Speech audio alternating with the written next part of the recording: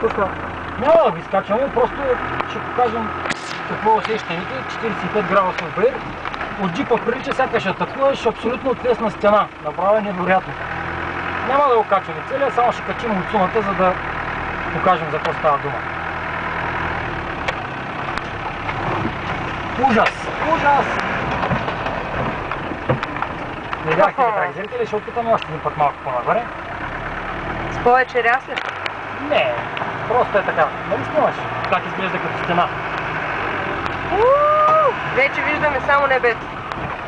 Не, мисълта ми е тук, ако са малко по-голяма скорост с блокажите и тата стрева има отдолу. А яко ще покажа да видим дали ще има. Не, няма да изкачваме. Там има някаква бабунка, може да се обърнем.